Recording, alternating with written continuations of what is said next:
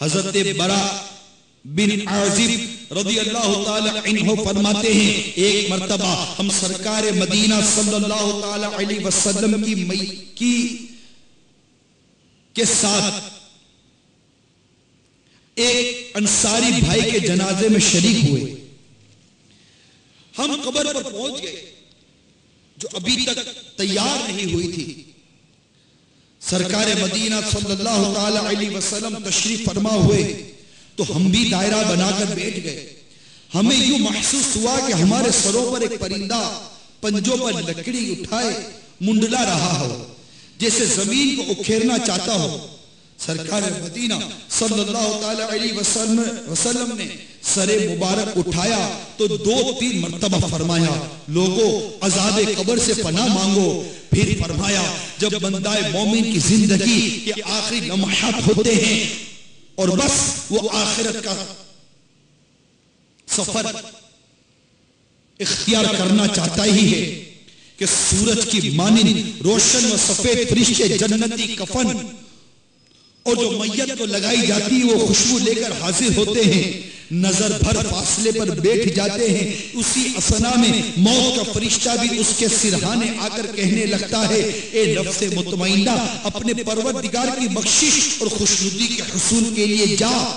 سرکار مدینہ صلی اللہ تعالی علیہ وسلم نے فرمایا کہ اس بندہ مومن کی روح اس کے جسم سے یوں بہتی چلی جاتی ہے جیسے مچھی جیسے پانی کا قطرہ. فرشتے اسے پلک جھپکنے میں ہی کفن اور خوشبو میں لپیٹ لیتے ہیں. اس سے روئے زمین پہ پائی جانے والی کسی بھی کستوری سے بہتر خوشبو سے حلے نکالنا شروع ہو جاتے ہیں. فرشتے اسے آسمان کی طرف لے جاتے ہیں. ان فرشتوں کے جس گروہ پر بھی گزرتا ہوا وہ پوچھتے ہیں یہ پاکیزہ روح کس کی ہے؟ وہ جواب دیتے فلاں بن فلاں کی ہے. بڑے عمدہ القاب سے اس کا نام لیتے ہیں.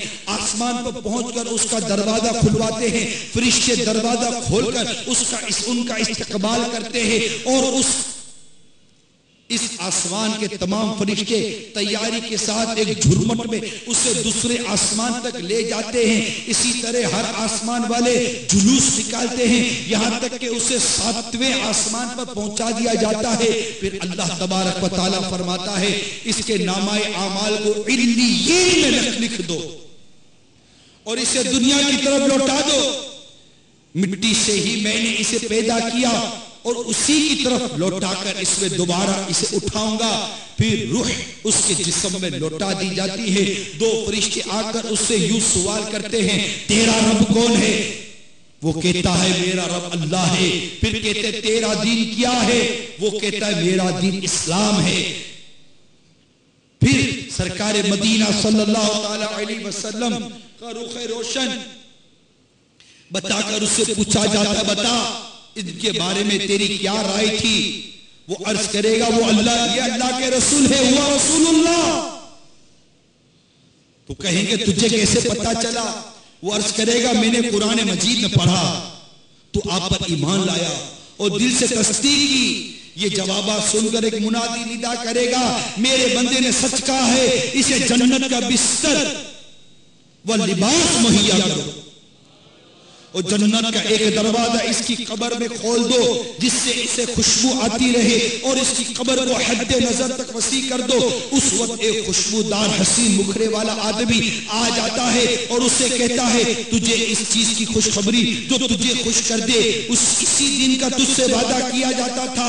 مدفون پوچھے گا تو کون ہے؟ وہ جواب دے گا میں تیرا نیک عمل ہوں. وہ بندہ کہے گا الہی جلد قیامت قائم کر تاکہ میں اپنے خدام و اہل خانہ کی طرف لوٹ آؤں اور انہیں تیرے انعامات کے متعلق بتاؤں. میرے آقا مدینے والے مصطفیٰ صلی اللہ تعالی علیہ وآلہ وسلم اب دوسرا رخ بیان فرما رہے ہیں اور یہ گناہگار فاسق و فاجر کافر و مشرک جس سے اللہ تعالیٰ ناراض ہوا اس کا حبیب روٹ گیا اس کا حال بیان کیا جا رہا ہے.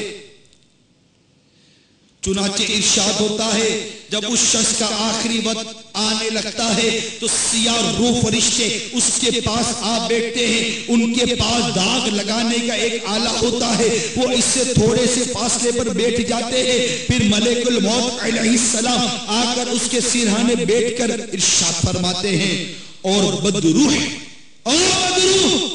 اللہ کے عذاب و ناراضی کے سامنا کرنے کے لیے نکل. یہ سن کر روح اس کے تمام اعضاء میں پھیل جاتی ہے. حضرت عزرائیل علیہ السلام اس کے جسم سے روح اس طرح کھینچ کر نکالتے ہیں جس طرح گیلی اون سے سیخ ڈال کر اسے کھینچ کر نکالا جاتا ہے, یہاں تک کہ اس کے پٹھوں اور رگوں کو چھلنی کر دیتا ہے. ساتھ بیٹھے ہوئے فرشتے پلک جھپکنے میں وہ روح حضرت عزرائیل علیہ السلام سے لے کر سیخ میں اٹکا لیتے ہیں تو اس سے مردار اس کی سی بدبو آنے لگتی ہے. وہ اسے لے کر اوپر جاتے ہیں. ان فرشتوں کے جس گروہ سے بھی گزرتا ہے تو وہ یہی پوچھتے ہیں کہ یہ خبیث روح کس کی ہے, یہ خبیث روح کیا ہے؟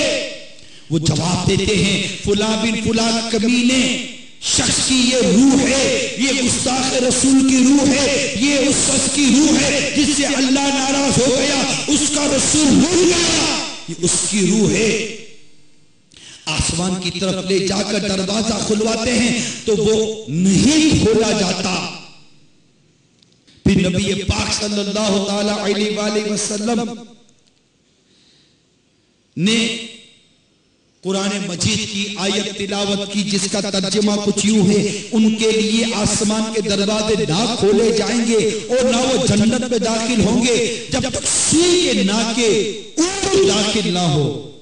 اس وقت اللہ تعالیٰ فرماتا ہے اسے سجین میں لکھ دو, اسے وہاں پھیر دیا جاتا ہے, اسے زمین کی طرف لوٹا کر جسم میں ڈال دیا جاتا ہے. اس کے پاس دو فرشتے آتے ہیں, اسے بٹھا کر سوال و جواب شروع کرتے ہیں. پوچھتے ہیں مر رب کا, تیرا رب کون ہے؟ وہ جواب دیتا ہے ہائے ہاتھ لا ادری, افسوس مجھے کچھ معلوم نہیں. پھر پوچھتے تیرا دین کیا ہے؟ وہ جواب دیتا ہے ہائے ہاتھ لا ادری, افسوس مجھے کچھ معلوم نہیں. جو اللہ کا احسان تم پر کیا گیا اس کے بارے میں تم کیا کہتے ہو؟ وہ اب بھی یہی جواب دے گا افسوس, صد افسوس مجھے کچھ پتا نہیں. آسمان سے منادی ندا دے گا اس بندے نے جھوٹ بولا ہے, اس کے لیے آگ کا بچھونا بچھا کر جہنم کا دروازہ کھول دو. یوں اسے جہنم کی حرارت وہ لو پہنچتی رہے گی, قبر اس پر یوں تنگ ہوگی کہ اس کی پسلیاں ایک دوسرے کے اندر پیوست ہو جائیں گی. وہاں اس کے پاس ایک بدصورت, بد لباس, بدبودار شخص آئے گا. جہنمی پوچھے گا تم کون ہے؟ وہ کہے گا میں تیرا برا عمل ہوں. وہ چیخے گا میرے پروردگار قیامت قائم نہ کرنا, قیامت قائم نہ کرنا. اے میرے میٹھے میٹھے اور پیارے پیارے اسلامی بھائیوں, جو ڈویژن بہار مرشد تحصیل بہار اتار علاقہ رنچوڑ لین میں 19 جمادی الاول 1429 سنہ ہجری کو دعوت اسلامی کے تحت ہونے والے تحصیل اجتماع میں جمع ہو کر سن رہے ہو, ذرا غور کیجئے کس قدر فرق ہے ایک بندہ مومن, ایک نیکوکار اور ایک کافر بدکار میں. ان کی موت کا حال, ان کی قبر کا حال, ان کی روح نکلنے کا حال, ان کی روح آسمان تک جانے کا حال, ان کی نزا کی سختیوں کا حال, ذرا غور تو کیجئے. یاد رکھیے عذاب قبر یہ حق ہے. حضرت سیدتنا عائشہ صدیقہ رضی اللہ تعالیٰ بیان کرتی ہیں میں نے رسول پاک صلی اللہ تعالیٰ علیہ وسلم سے عذاب قبر کے متعلق دریافت کیا. آپ نے ارشاد فرمایا ہاں عذاب قبر برحق ہے. حضرت سیدتنا عائشہ صدیقہ رضی اللہ تعالیٰ بیان کرتی ہیں، اس کے بعد جب بھی میں نے دیکھا میٹھے میٹھے آقا صلی اللہ تعالیٰ علیہ وسلم نماز کے وقت عذاب قبر سے پناہ مانگتے تھے،